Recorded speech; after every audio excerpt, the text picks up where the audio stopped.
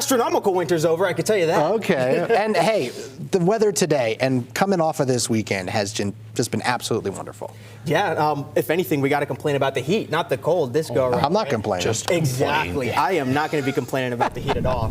All right, look at this video coming from the new B Stadium in South Jordan. Chris Williams sent this our way. Beautiful sunset there. And it wasn't just in northern Utah that they had a gorgeous sunset. It was down south, too. Check this out. Coming out of Iron County in Cedar City, absolutely gorgeous. You notice there is a little bit of cloud coverage there. Moisture started to fill in to this state this evening, but it did make for a really pretty shot. This time lapse shows that cloud coverage starting to fill on in from our Black Desert Skycam down in Ivins.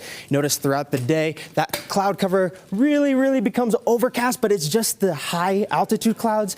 These are the cirrostratus clouds, so we're not expecting any precipitation down there. Satellite radar shows the cloud cover moving in, coming in from the west as this cold front makes its way across northern Utah. Cold front's going to stay in northern Utah. The south part of the state is actually going to stay a little bit warmer.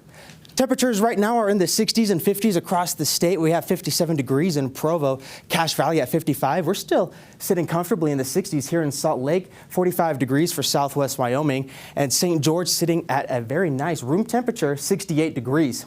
Temperatures are on the downhill, 58 degrees by midnight with overcast skies along the Wasatch Front. Cloudy skies hold on into the morning, temperatures bottoming out in the upper 40s to low 50s along the Wasatch Front, and then we start to warm up, but a little bit cooler than what we were today.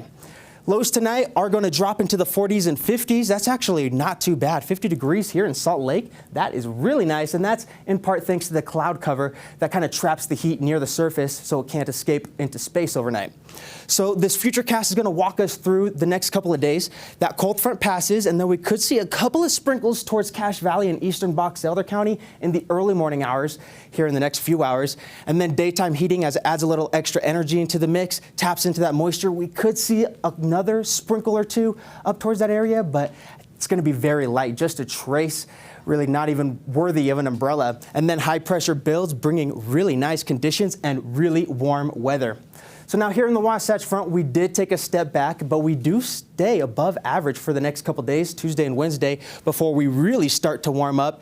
Down in the south, they just warm up all the way. There is no cooling trend because the cold front doesn't make it down that far south. We will be 20 degrees above average. That is really warm. Temperatures for tomorrow are going to be in the 60s and 70s. Notice the north a little bit cooler than the south. All right, let's punch this in so that you can find your city.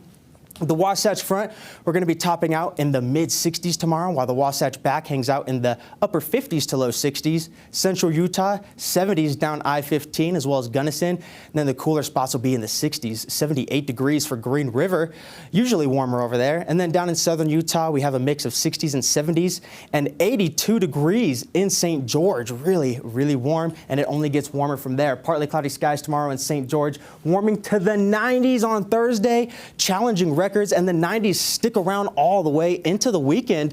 We're going to be within a few degrees of records, but it doesn't look like we're going to be able to break any. Really nice conditions, dry weather down there in the south.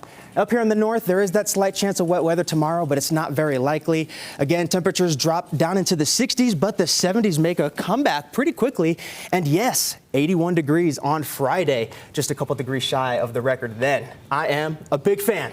Seth, I don't want to break the fourth wall, but I wish we could put a GoPro on you to show what you're going through in order to give the good people beyond like state a go-kart track. Look at this, everybody. You got your scooter, you have your your foot surgery that you're recovering from, and it is how you get back and forth is a marvel.